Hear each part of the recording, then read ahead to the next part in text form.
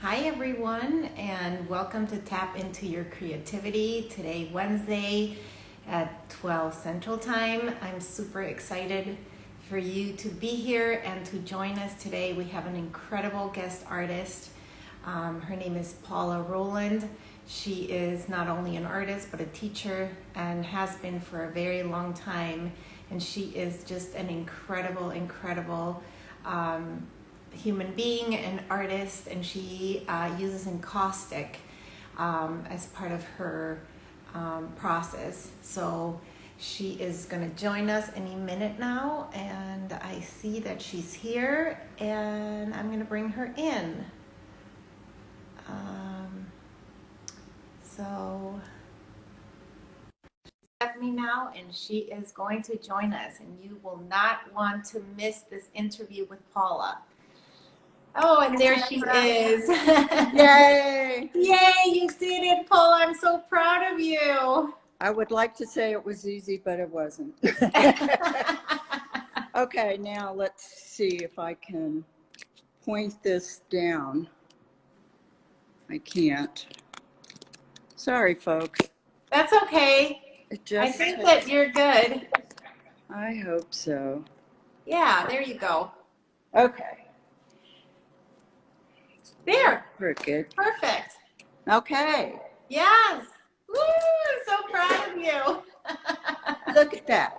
You did it. I can't believe it. I'm so happy that you're here with us. Thank you, Paula, so much for joining us today. I'm so proud to bring you in. You're not only an incredible artist, but as I have been able to talk to you and know you better every time, you're an incredible human being, and I am proud to know you. And I know you're an incredible teacher as well, but we're going to focus more on the type of artist that you are. So welcome to Tap Into Your Creativity. And please tell us your full name, where you are, and what type of artist are you? Sure. I am Paula Roland, and I live in Santa Fe, New Mexico, and I'm in my studio. Did you ask for something else? No. What kind of art do you make?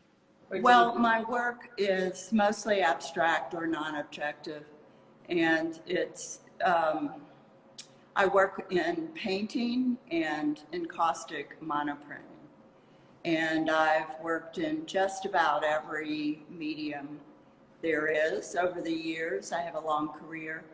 I started showing and teaching, but not the way I'm teaching now, in New Orleans when I lived there in the 80s. I moved here in '89 to teach at the College of Santa Fe the first year as a visiting artist, and then the next year I got a full-time teaching job at the Institute of American Indian Arts, and I taught there for several years. Take us back, Paula, on your beginnings.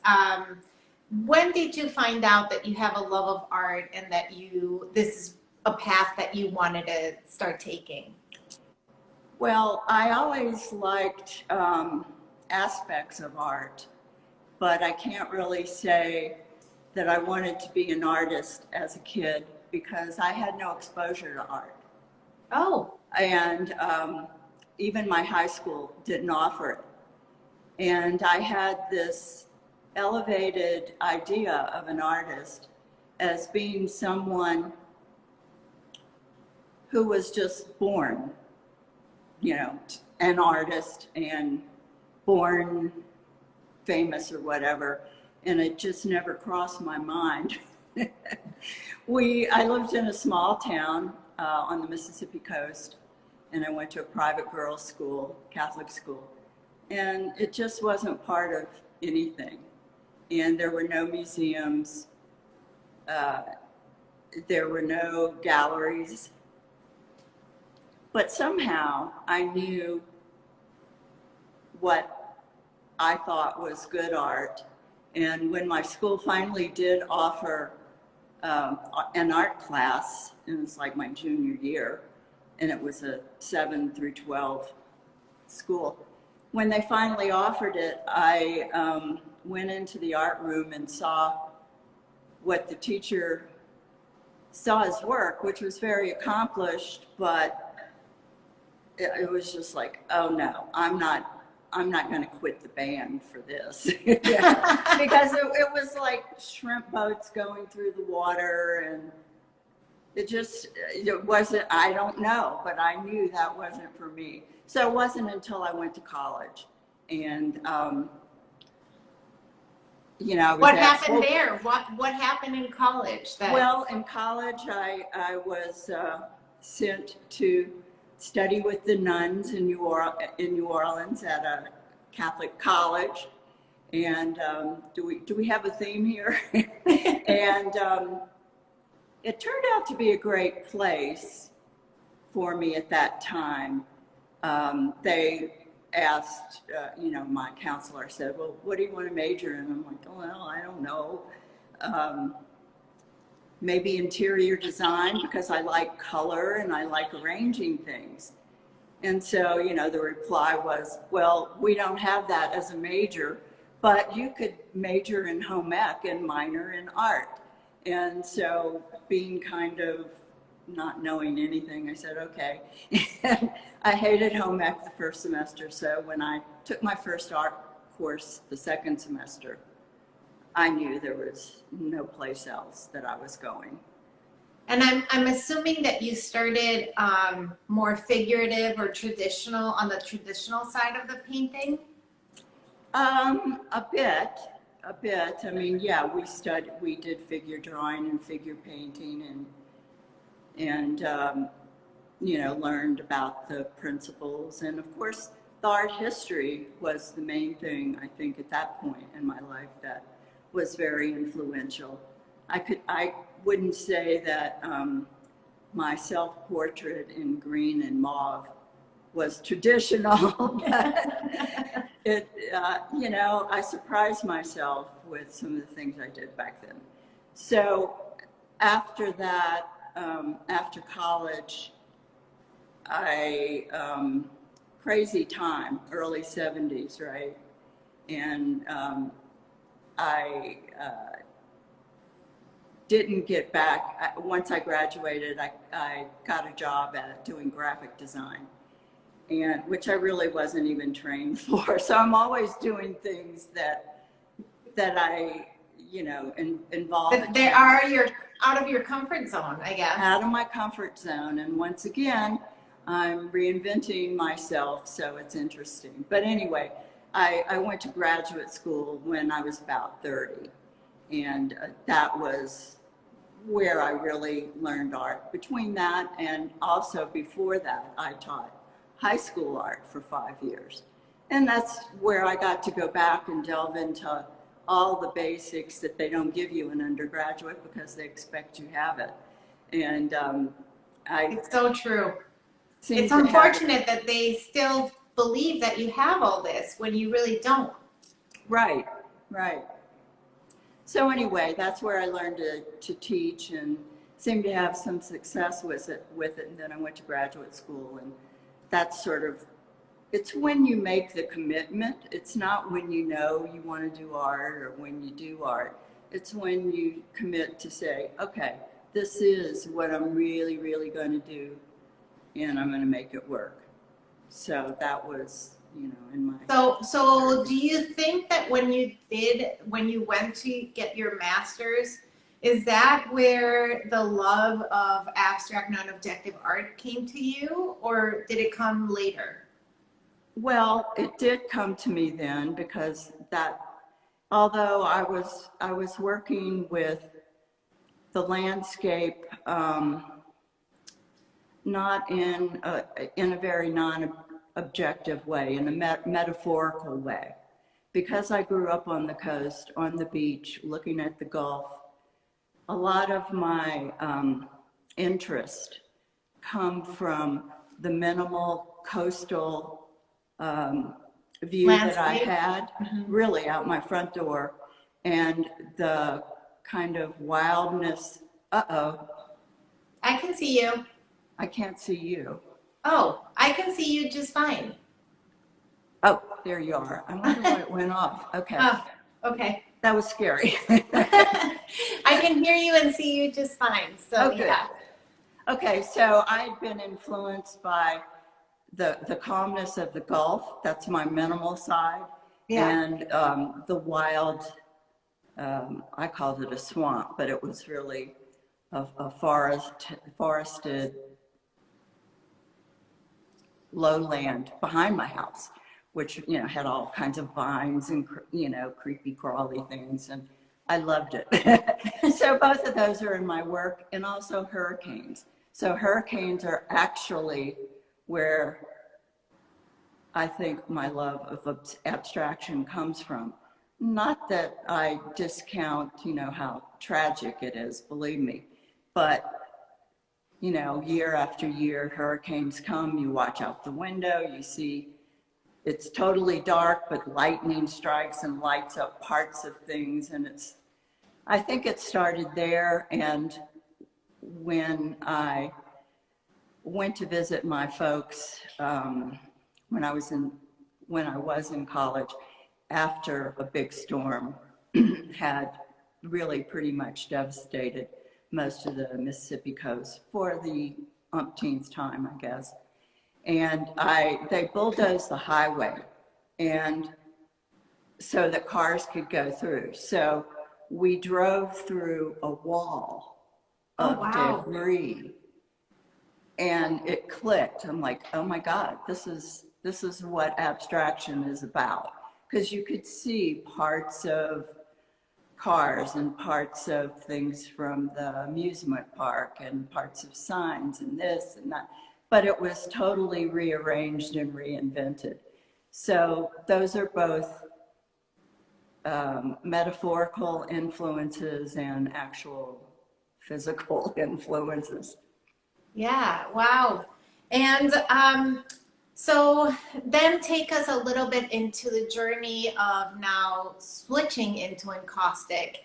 And for people that not necessarily know what encaustic art is, can you talk a little bit about that? Sure. Encaustic is actually an ancient art. It goes back many centuries to the Greco-Roman Empire and Greece before that. Anyway, encaustic is beeswax and pigment. And in our times, modern times, we use Damar resin to make it harder. So in order to paint or make monotypes, you have to melt the pigmented wax. And it has to stay hot while you're painting with it. And once you have several strokes or a layer on a surface, you have to take a heating implement, whether it's a certain kind of special iron or a heat gun or a torch. We use all of the above. You have to fuse the last layer with the layer beneath it. So what made you go into it? What made you go into it? Once again, oh, there you go again. Okay. Once again,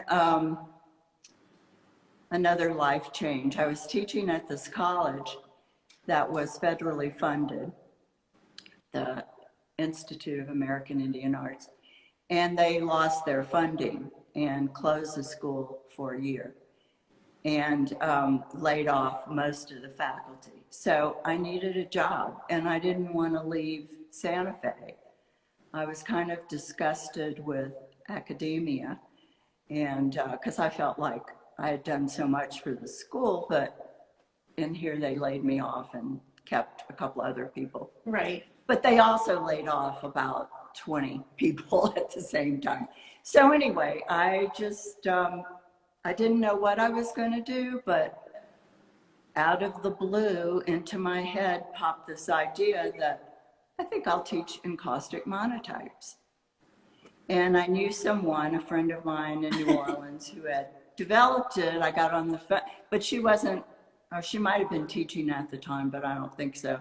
So I called her up and said, do you mind if I teach this? And she said, oh, no, it'd be great. And so I said, well, any ideas about where I start? Because I don't know how to do it. And so she did give me some basic information. And then I spent the next 6 months, I had a hot box, which is the equipment we use. I had one built, and which we're going to see later on. Paula's going to do a demo for us, which I'm super excited. And so really, you really started, again, getting out of your comfort zone, learning something completely new. You're probably, how old are you at this point? At that point, I'm in my late 40s. Yeah, I mean, that's... Or somewhere in my 40s. Yeah, mid 40s. And you found this incredible, because it's a very different medium. It's not like oil or acrylic, or it's just like almost, you can't even describe it. It's like a whole different way of approaching a painting. Yeah, it's a different thinking, a different mindset, because when else in our lives do we work with heat that way? Yeah. We don't. So, no. And in art, it's just totally different. So I'm excited because you're going to take us around your beautiful gallery / studio / teaching space. I guess, should we? Okay, so let me just explain to you how things are changing and tap into your creativity and how we're going to sell the next collection. So each artist starting in September is going to show their piece of art that they made, the original piece of artwork, which is still going to be included in my book as part of the Tap Into Your Creativity COVID art project. But now you have the chance to buy it today if you even want to, and make money for Feeding America. So how it works is Paula's going to show us what she created for this project. And you guys can go after we're done and DM either Paula or myself. I'm gonna, upload pictures of it. She will too. And listen, let's make money for Feeding America right now. We need you guys to help us, right, Paula? Right, and I appreciate that you're doing this. It's a wonderful thing you're doing. It's a lot of time and a lot of effort. So, folks, please buy smart. Yes, buy smart, and 100% of the proceeds will go to Feeding America. The only thing that we ask of you is that you send us a receipt from Feeding America, and then Paula will send you her artwork directly to your home. So, Paula, do you have that artwork around? I do, but I have to walk to another part of the studio. Let's walk. Let's go. Let's go on a little tour. Yes. Okay, let me give you an overview of the studio. So please do. You know where I'm going. Okay, this is one side of the studio. Okay, remember how you can switch the camera around on the top arrows so we can see what you're seeing. Oh, okay. Duh. Got it. I was wondering why we were looking at the wrong side of the room. Yep, there we go. I'll walk to this side in a minute. Okay. And right now we're going to, there's all my windows. And this is the other side of the studio. Which is incredible. I mean, you are so blessed to have all that space. I am, now if I can only pay the rent. Because I'm obviously no longer teaching in person, and that's why I have such a big studio. Which things will change, and Paula and I have something in the works, so stay tuned for that. It will be really fun. That's another life-changing thing, is that I'm going online with teaching, so yes, that's another leap. Oh my goodness, can we just talk about that work for now, and then at the end I guess we'll show the artwork, but let's just walk us through each one of those incredible, and I think they're paper monotypes. They are. Okay.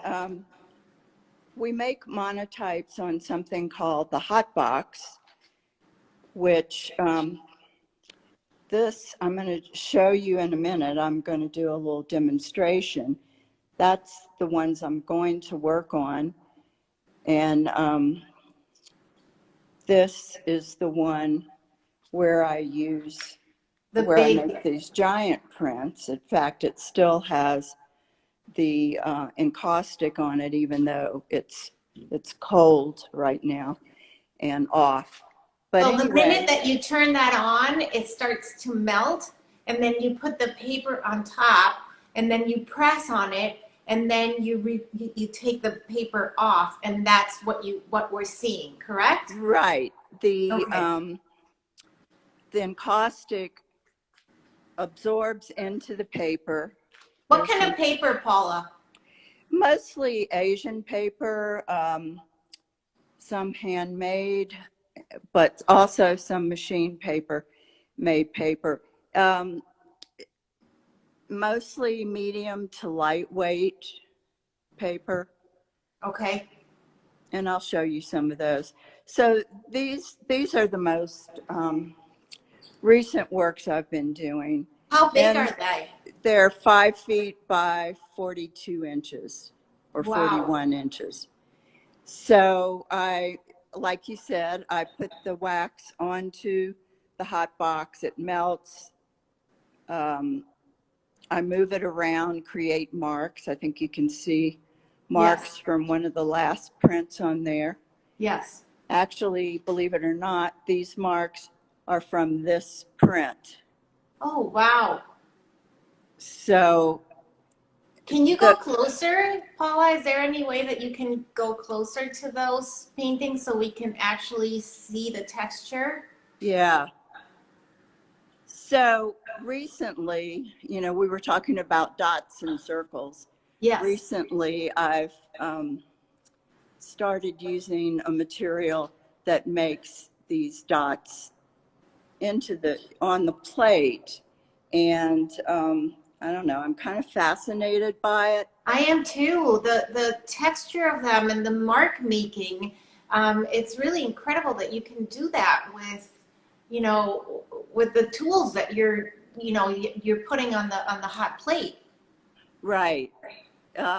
It's fun. It's actually a very fun and interesting process that's always full of surprises, as you would imagine with wax. Yeah. It's fluid, it spreads, it does all kinds of things. So you either go with it or you learn what the variables are that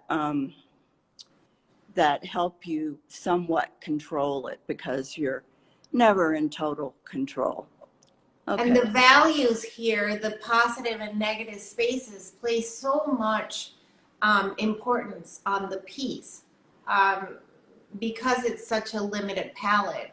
Right. You really have to be so directive on your mark making. And like you said, because you are not painting and seeing what you're going to create, it's like a surprise. There's that surprise thing that you have, right, Paula? Like when you pull it out, it must be like, oh, wow. It's an element of surprise all the time and discovery, and that's really what draws me to it, is that it's always a little bit of a challenge. And when I can meet that challenge, everybody says, oh, happy accidents, but happy accidents are only good if you know what to do with them and if they work in what you're trying to do.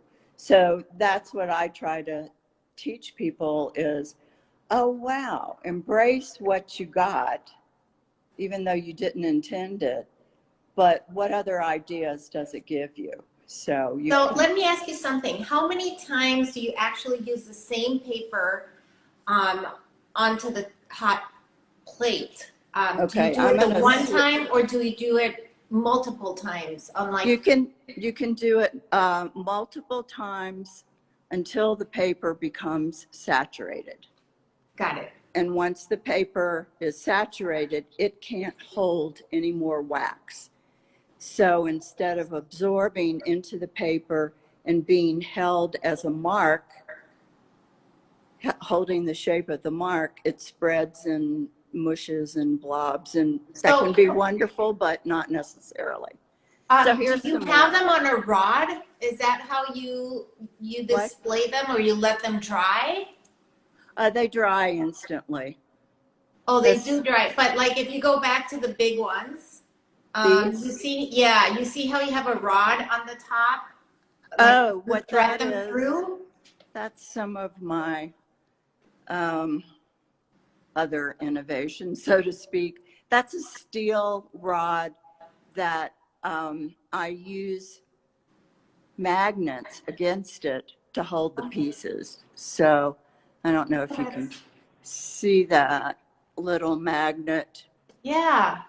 How heavy are the papers once they are pulled back? Once you, what do you think? Are they heavy or not really? No, not at all. No. They're very, very light and airy.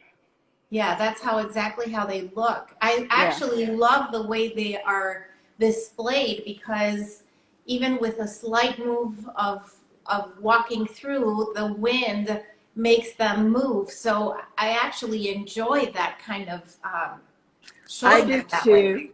I do too, and I've exhibited paper free hanging like this, and I've also put lights behind some of the pieces because wax makes the paper translucent.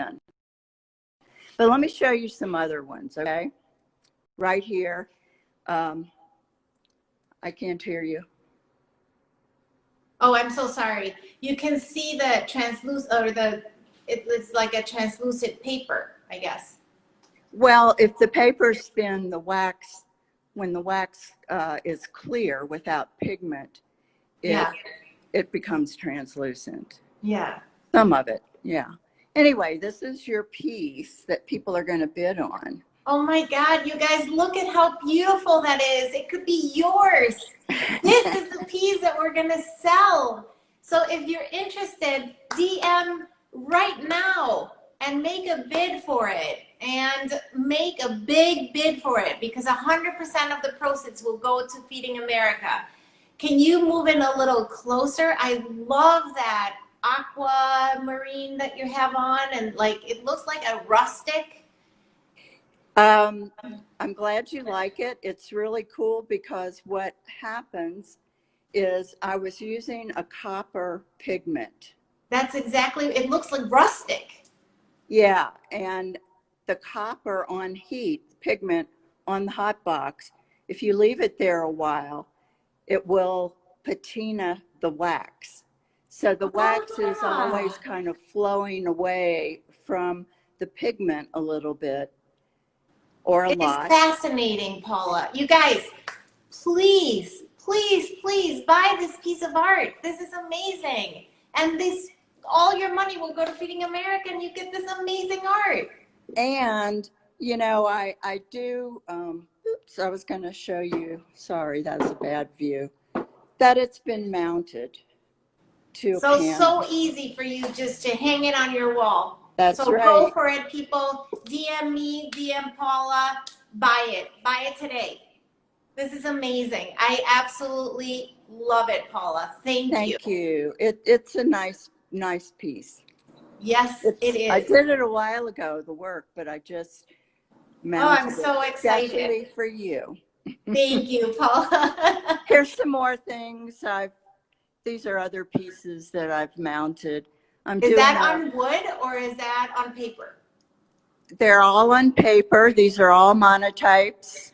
Um, the black and white one is a collage, but the others are monotypes. Can you tell me the difference on monotype and monoprint? Sure. This is another collage, this pinkish one. Wow. It's a monotype collage. Yeah, a monoprint has an element that is repeatable, like an etched plate, or every time you print that piece, those etched marks will print. Um, However, with a monotype, there's no repeatable matrix. There's nothing on the plate that is going to be the same when I print it again. So that's the difference. Okay. It's good to know. There's a lot of people that don't really understand the difference, you know, on what is one and what is the other. Right. So, Paula, take us a little bit around your studio and then we'll come back so you can start your demo. Okay, sounds good.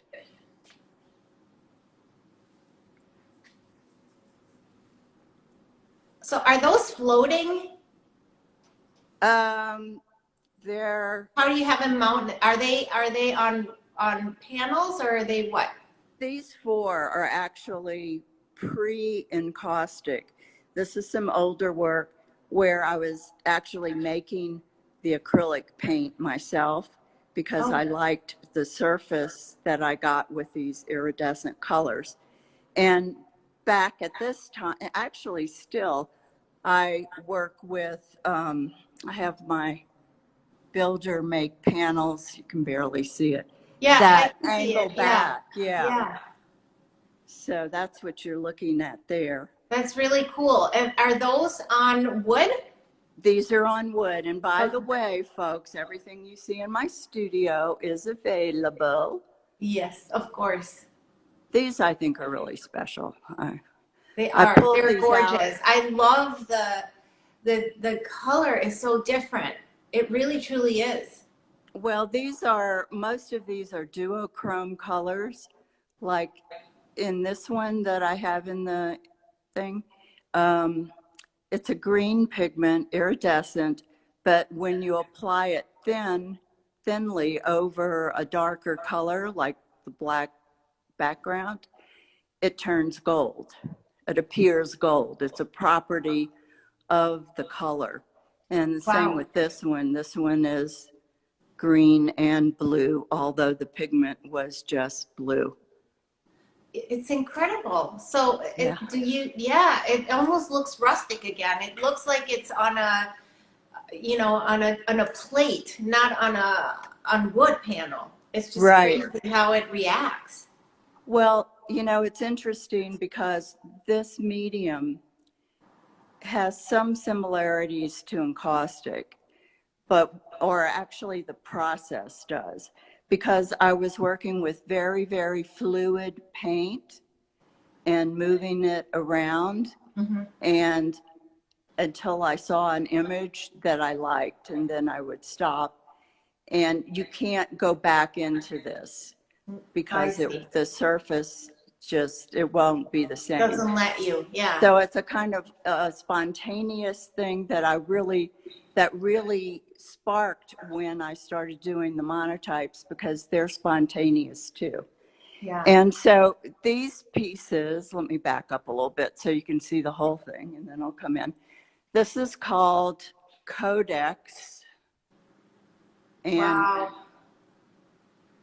these are all cropped and mounted monotypes. Oh, and how do you mount it into wood?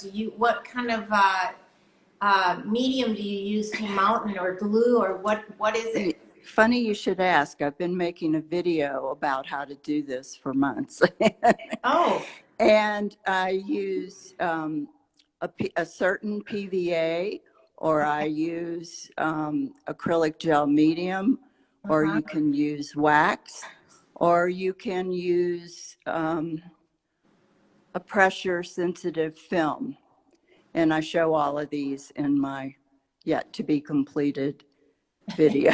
Because you don't want any bubbles, right? You don't want, No, you don't want any bubbles, and it's hard to do things with wax. It's hard to frame with waxy piece. And that's why, because you know, from just your life around wax, nothing really sticks to it. It sticks to everything. That's why I was wondering. It will be interesting once your video comes out. So stay tuned, people.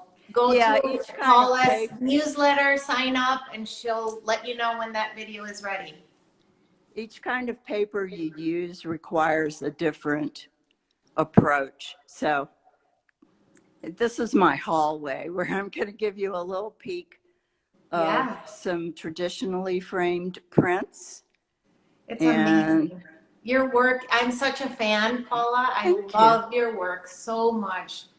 Thank I you. mean, That's the color combination, the composition, the language that you use, it's so successful. It truly is. Thank you. I really appreciate that. This red one is a painting, an encaustic painting, which again is a very different process.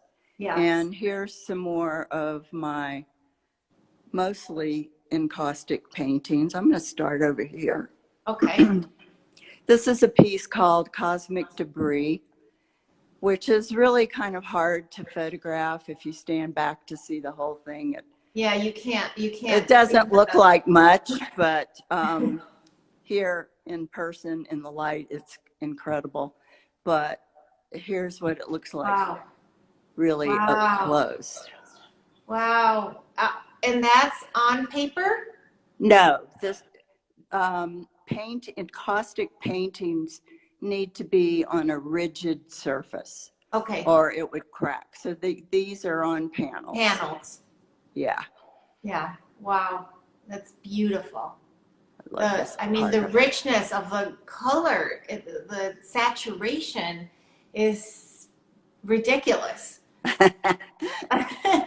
It is so rich in texture, and you can see all the layers, and it is just really cool.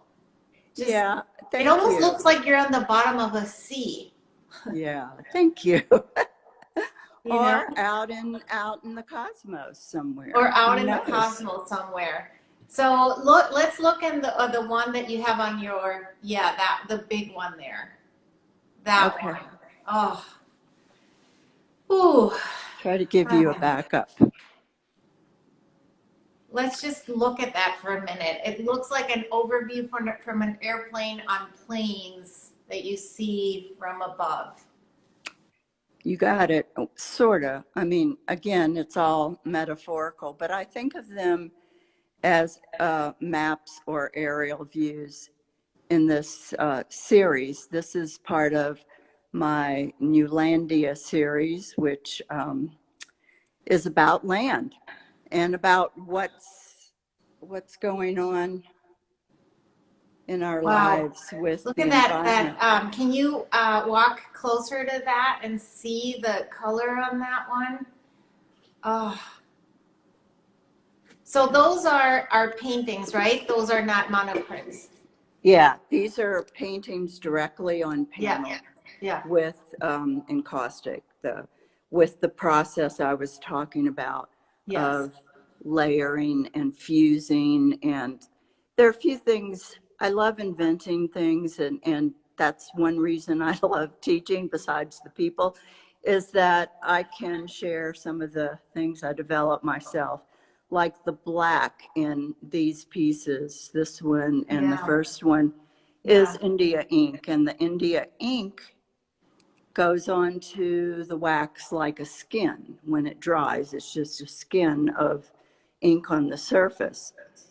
It's And fascinating. and when you fuse it, especially if you put certain colors underneath, the skin breaks apart, or sometimes I'll actually cut some little marks in it. And when you Yeah. heat it, it just does all these wonderful things. So It's interesting that you talked about an ancient, how encaustic feels, it was from the Egyptians and ancient. And that for me looks like maybe it could have been a wall from many, many years ago that someone rediscovered it. It's like a mural slash, you know, it gives so much information. It has debris in it, but yet it's just, the composition is so well thought out, that you were so successful on creating something that it looks, that it could have been done many, many years ago, well, thank you. You know what the title is? What? Writing on the Wall. Oh my God.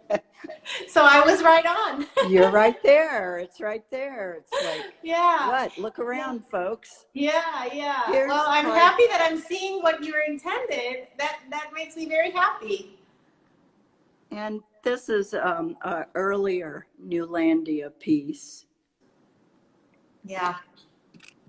I really like the mapping that you have going on all of your work. It is breathtakingly beautiful, and I love the line, how it can take you from one place of the painting to a different one, and you kind of want to, open Google Maps to see where it's going to take you.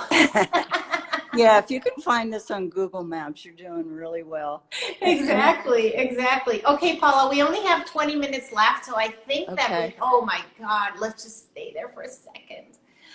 Oh, I just love the greens, and the saturation is just, it almost looks like, when you are uploading a photo and you want to do the all the effects. Mm-hmm.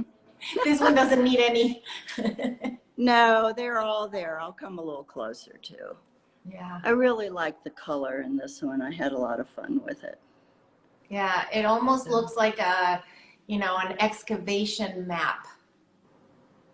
Yeah, I think that's another thing about the encaustic, that you can uncover all these layers of color and form, and it's a lot of fun that way.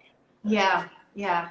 All right, okay. So let's go back to your studio now, and let's go back to starting your demo. Okay. And we do have a question here, and what size is the one for sale?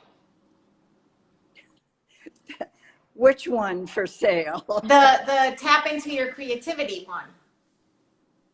The one you made for the project.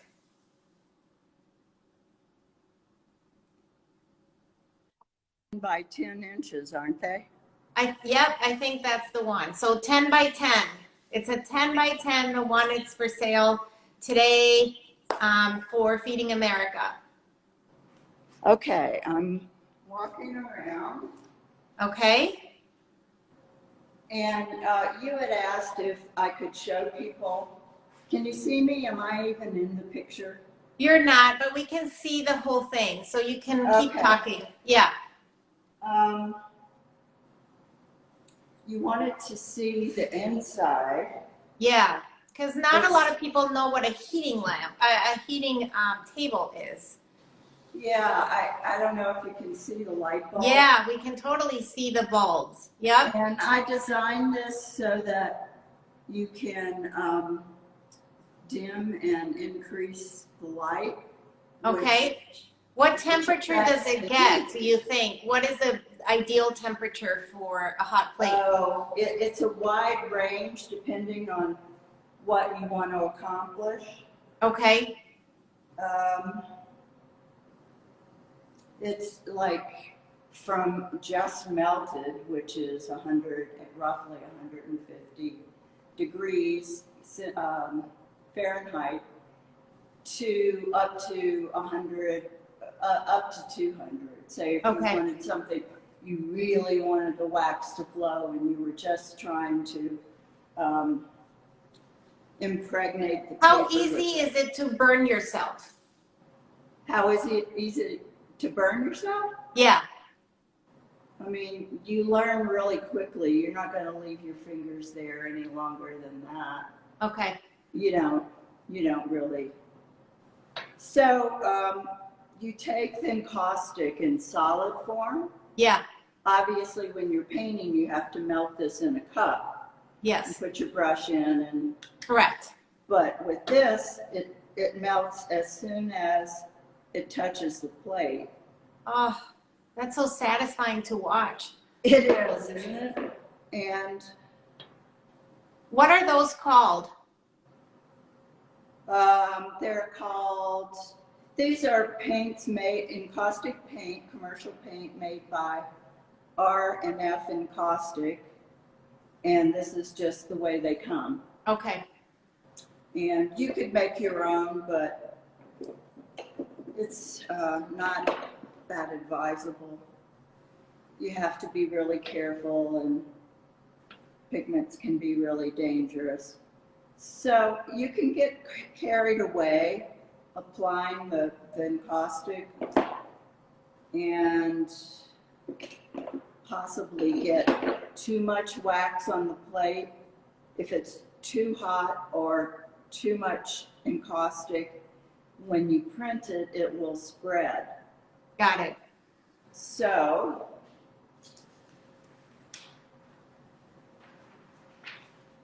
and this is just a sumi paper.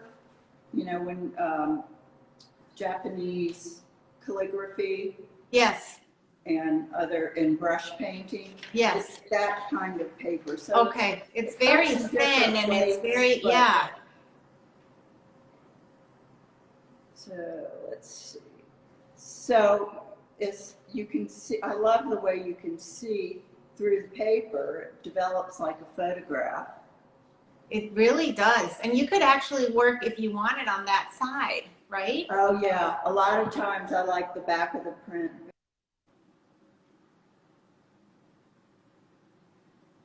Oops. Paula, you got a little frozen there. Darn. Can you see me? Or can you hear me? I'm going to put the comments back on. Can you hear me or can you see? Oh, she left. Okay, she's coming back. No worries. So she's going to join us any minute now, and she's going to hopefully come back. And so let's just wait for 1 minute, and Paula, just come back and just request to go live with me, and will join me hopefully soon, because we want to see the finished product of that monotype that you were doing. So if you're listening, Paula, just click back on my little icon again where I'm live, and just, I know, Patricia, I love Paula's work too. I'm such a fan. Oh, yes, Paula, it's an incredible teacher. Audrey, thank you for giving me her name, and she's just incredible. Thank you, Kathy, so much. Let's just hope that Paula can join us again. So let's, just stay with me for a minute, and I'm hoping that Paula can join us again. But Audrey, my God, she is just a master of what she does. It is unbelievable. I want to try this too, actually. That's something that, yes, please, Audrey, text her. Please text her or call her. Yes, Jane, she is a gift. She is an incredible teacher. She's an incredible human being, and her artwork speaks volumes. I mean, it is unbelievable. Her stuff is just like, I wish I could work in that matter where she just, it's a continuous, sorry guys, just the layering of everything. It is unbelievable. So I'm just waiting for Paula to join us back. So bear with me for a minute. I'm hoping that I'll give her a couple minutes. And if she doesn't, maybe I'll start a new live with her. But anyways, it is so inspiring. You can find Paula on her website. And thank you, Ingrid, so much. I'm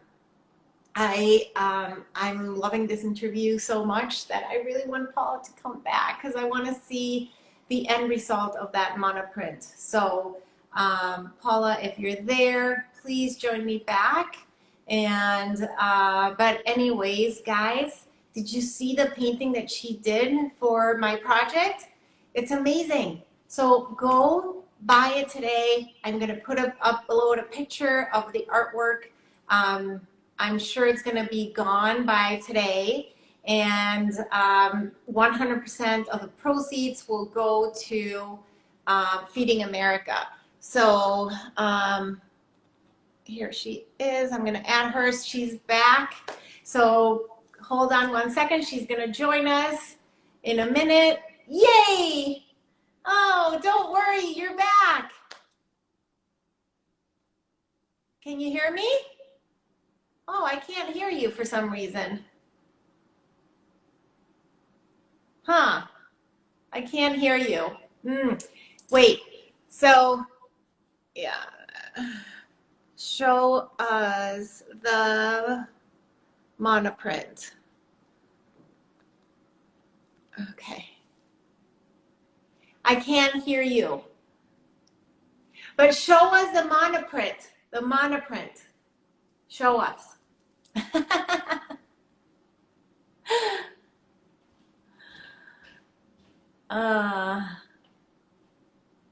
Oh, okay. Let's see if she can hear me say that. She went to get that print. So hold on. She needs to hang up the phone with our friend Audrey in order for us to hear her. So hopefully she'll do that. She needs to come back and show us her work because she's going to show it to us. So yes, it's a monotype. Exactly. And so she put it on a hot plate and she used her big bars of wax, beeswax, and yes, Audrey is the in-between, exactly. And she used that on her hot plate, and then she used her beautiful paper, and then she was going to show us that. So, yeah, whatever it takes. Hopefully she'll join us again. I don't know where she went. I thought she went to get the print, but I really don't know where she is. So this is what happens on live TV, people. Thank you for staying with me, even if this is kind of awkward. But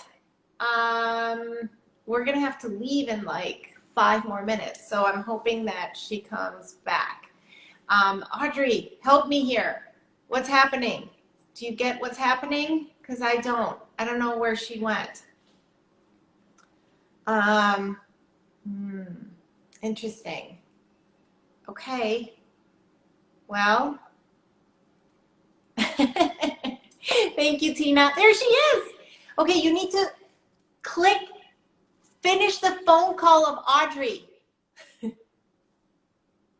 There, are you there? Okay, you need to be done with your phone call. Oh, darn. Okay. All right, I think she's out. I'm going to try and reconnect. I'm going to upload this one and then we're going to do it again so she can show us the finished product. So bear with me. Thank you, thank you. And no, but I'll bring you right back. I'm going to put this up and then I'll bring you right back, Paula. So if you can hear me, you can't hear me. Okay. I'll be right back and I'm just going to put it up so we don't miss and we don't lose this interview, and then I'll bring you right back. I know you can't hear me. Oh my goodness, look it. She is working on a different monotype right now. So yeah, so stay tuned.